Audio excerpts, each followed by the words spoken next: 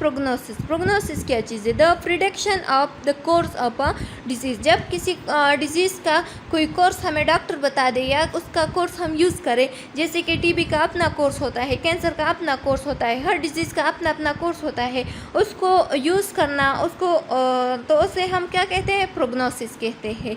The prediction of the course of a disease. अच्छा जी, अब हमारे साथ है epidemiology. The study of occurrence of disease, how, when and where it occur and how it is transmitted.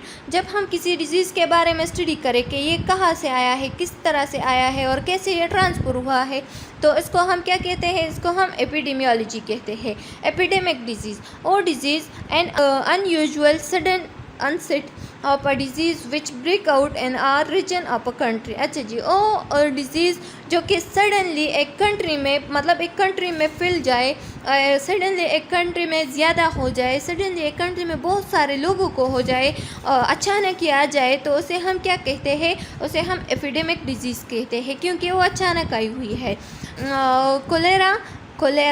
Cholera और any other disease broken out. जैसे कि cholera out हुआ था एक कंट्री में और बहुत ज़्यादा फैल चुका था अचानक। अच्छा जी, अब हमारे साथ है एंडेमिक डिजीज़। इन मतलब इन अ कंट्री, तो वो disease a disease which is usually found in an area in a country. अच्छा जी, जब ये वो डिज़ीज़ है जो कि कहाँ हो, एक एरिया में हो, एक कंट्री के एक ख़ास एरिया में फैल जाए, तो उसे हम एंडेमिक डिज़ीज़ कहते हैं। क्योंकि ये कंट्री के एक एरिया में फैल गई है, तो उसे हम क्या कहते हैं? Endemic disease. जैसे कि हमारे साथ है टाइफाइड फीवर। टाइफाइड फीवर जो है ना, वो एक वक्त में क्या हुआ था, एक एरिया में फैल गई थी। अच्छा जी, अब हमारे साथ है pandemic disease and epidemic disease that occur world wide. और एपिडेमिक डिजीज़ जो कि वर्ल्ड वाइड फैल जाए, जैसे कि हमारे साथ अब कोरोना है। कोरोना क्या हुआ है? वर्ल्ड वाइड फैल गई है, और हर एक मुल्क में क्या है? बहुत सारे पेशेंट है कोरोना के, जिससे बहुत तबाही हुई है मुल्क भर के, और बल्कि पूरी दुनिया की बहुत ही तबाही हुई है। अच्छा जी, अब हमारे साथ क्या है? Sporadic disease. स्पोरेडिक डिजीज़ और डिजीज़ है a disease which is found here and there at interval. वो डिजीज़ जो कि हमारे इर्द गिर्द ही दिखाई दे, हमारे इर्द गिर्द ही फैल जाए, तो उसे हम क्या कहते हैं? Sporadic disease. जैसे कि टीबी हमारे इर्द गिर्द बहुत ज़्यादा है। हमारे साथ क्या है? आइसोलेशन और क्वारंटाइन में क्या फ़र्क है? Isolation, separation of infected person from a period of communicability of a disease. अच्छा जी, एक इन्फेक्टेड पर्सन से अपने आप को क्या करना? सेपरेट करना। मतलब एक इन्फेक्टेड पर्सन, एक पर्सन हो जिसे एक बीमारी हो, फॉर एग्जांपल एक कोरोना का पेशेंट है, तो वो हेल्थी पर्सन से हम क्या करते हैं? सेपरेट करते हैं। उसके लिए एक अलहदा रूम डिसाइड करते हैं, या अलहदा घर डिसाइड करते हैं, या अलहदा एक वार्ड उसे देते हैं, या अलहदा एक मतलब वो सबसे बहुत दूर रहता है, ताकि ये बीमारी जो है ना, वो हेल्थी पर्सन को ना कस हो सके, या कोई इससे इफेक्ट ना हो सके, तो उसे हम क्या करते हैं? आइसोलेट करते हैं या सेपरेट करते हैं, तो इसे हम आइसोलेशन कहते हैं। अब हमारे पास है क्वारंटाइन। क्वारंटाइन क्या चीज़ है? क्वारंटीन क्या चीज़ है? क्वारंटीन जो है ना, limitation of the moment of apparently well person or animal who has been exposed to an infectious disease for a duration of maximum incubation period of a disease। अच्छा जी, ये क्वारंटीन जो है ना, ये हमारे साथ limitation of the moment of apparently well person, मतलब कि लिमिट के लिए, कुछ लिमिट के लिए, कुछ डेज के लिए, जैसे कि कोरोना का क्वारंटीन टाइम जो है ना, या लिमिटेशन ऑफ टाइम जो है ना, वो 14 डेज है। तो हम एक इन्फेक्टेड पर्सन को क्या करते हैं? 14 दिनों के लिए क्वारंटीन करते हैं, ताकि कोई उससे किसी दूसरे बंदे को इन्फेक्शन ना कास हो सके उससे, ठीक है? क्योंकि इससे इन्फेक्शन कास होती है, तो हम क्या करते हैं? उसको क्वारंटीन करते हैं। इन्फ्लेमेशन क्या है? The response of body to infection or injury which is characterized by swelling, heating, redness or pain. Inflammation, the response of a body infection or injury.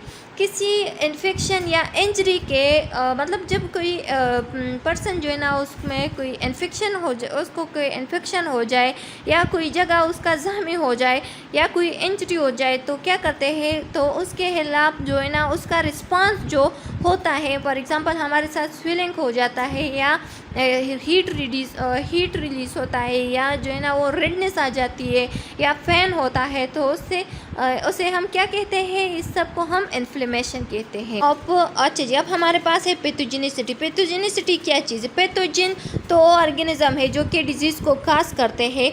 तो अब पैथोजेनिसिटी क्या है? The ability of an organism to cause disease, or ability या or capacity of an organism जो कि disease को काज कर सके, तो उसे हम क्या कह सकते हैं? उसे हम पैथोजेनिसिटी कह सकते हैं। अच्छा जी, अब हमारे साथ है वायरुलेंस। वायरुलेंस क्या चीज़ है? द डिग्री और इंटेंसिटी लेवल ऑफ पैथोजन। अच्छा जी, द डिग्री और इंटेंसिटी लेवल ऑफ पैथोजन, एक डिग्री या उसका जो लेवल है उसको हम एक पैथोजन का लेवल या डिग्री को हम क्या करें, डिफाइन कर सके या मालूम कर सके, तो उसे हम वायरुलेंस कहते हैं।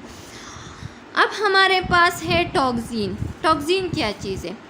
A poisonous substance produced by a living organism। O poisonous substance, ओ जहरीला सब्सटेंस जो कि एक ऑर्गेनिज्म, लिविंग ऑर्गेनिज्म तैयार कर सके या प्रोड्यूस कर सके या पैदा कर सके, तो उसे हम टॉक्सिन कहते हैं। Toxicant, a poisonous substance prepared by a man। Toxicant or poisonous substance जो कि क्या करता है, एक मतलब एक लिविंग मैन, एक इंसान बना सके, तो उसे हम क्या कर सकते हैं? जब एक मैन या इंसान किसी जहरीली सब्सटेंस को बना सके, तो उसे हम क्या कहते हैं? टॉक्सिकेंट कहते हैं। एंटीजन, एंटीजन क्या चीज़ है? एंटीबॉडीज़ क्या है? Any substance usually made up of protein that stimulate the immune response. Any substance that usually made up of protein, हर वो सब्सटेंस जो कि किस चीज़ से बने हो? प्रोटीन से बने हो। That stimulate the immune response, जो कि इम्यून रिस्पॉन्स को स्टिमुलेट रखता हो, तो उसे हम क्या कहते हैं?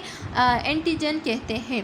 A protein antibody, a protein that is formed as a result of the immune response to an antigen. ओ प्रोटीन, ओ मतलब बिल्कुल ही प्रोटीन, ये भी प्रोटीन होता है जो कि क्या करता है? दैट इज़ फॉर्म्ड, जो कि बना हुआ है होता है किस चीज़ के लिए? As a result of the immune response, ताकि इम्यून रिस्पॉन्स को क्या रिजल्ट दे सके, किस चीज़ के बारे में? टू एन एंटीजन, एंटीजन के बारे में। स्टेरिलाइजेशन, स्टेरिलाइजेशन वो प्रोसेस है, the process by which all form vegetative and non vegetative of living of life is killed, जिसमें vegetative and non vegetative life जो है ना वो किल हो जाए, तो उसे हम क्या कहते हैं? स्टेरिलाइजेशन कहते हैं। अच्छा, जब हमारे साथ है बैक्टीरियोसाइड। बैक्टीरियोसाइड क्या चीज़ है? A substance or agent that kill bacteria, वो सब्सटेंस या एजेंट जो कि बैक्टीरिया को किल सके, तो उसे हम बैक्टीरियोसाइड कहते हैं। पास्चराइजेशन, पास्चराइजेशन कौन सा मेथड है? This is the method of heat treatment at 63 degree centigrade for 30 minutes to make it free from specific germs. अच्छा जी, ये हमारे साथ क्या है? This is the method of heat treatment, ये एक मेथड है हमारे साथ जो कि हीट ट्रीटमेंट है, मतलब हीट के ज़रिए माइक्रो ऑर्गेनिज्म को किल करता है, जर्म्स को किल करता है at 63 degree centigrade for 30 minute. जब हम किसी चीज़ को 63 डिग्री में 30 मिनट में 63 डिग्री का हीट मुसलसल दे, तो क्या करता है? फ्री फ्रॉम स्पेसिफिक जर्म, तो कुछ स्पेसिफिक जर्म से उससे साफ होता है वो चीज़। अच्छा जी, अब हमारे पास है डिसइंफेक्टेंट। डिसइंफेक्टेंट क्या चीज़ है?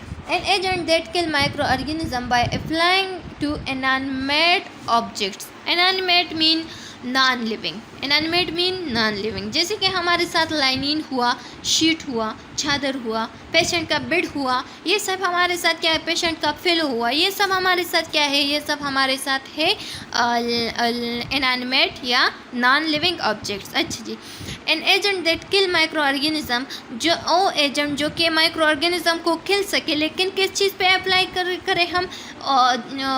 Non living organism, non living things पे, नॉन लिविंग ऑब्जेक्ट्स पे या इनएनिमेट ऑब्जेक्ट्स पे, ठीक है।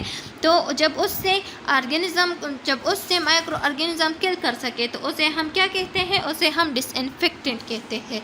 एंटीसेप्टिक जब हम किसी an agent that kill microorganism by applying to living things, वो एजेंट्स जो कि क्या करे, जो कि माइक्रो ऑर्गेनिज्म को किल सके, लेकिन किस चीज़ से, लिविंग थिंग से। एंटीसेप्टिक लिविंग थिंग से माइक्रो ऑर्गेनिज्म को किल करता है और डिसइंफेक्टेंट नॉन लिविंग थिंग से माइक्रो ऑर्गेनिज्म को किल करता है। अच्छा जी, अब हमारे साथ है वैक्सीन। वैक्सीन क्या चीज़ है? Attenuated or killed microbes or inactivate toxin use to induced immunity.